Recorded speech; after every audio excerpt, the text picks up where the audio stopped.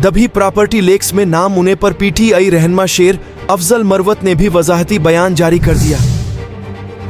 Social media पर जारी बयान में उन्होंने बताया कि मैं दबी में एक अपार्टमेंट का मालिक हूं।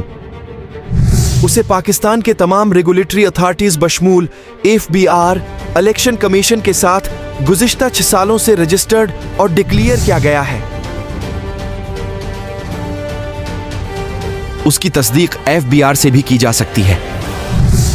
मैंने 2018 के नामजदगी फार्मर्स में भी उसका ऐलान किया था।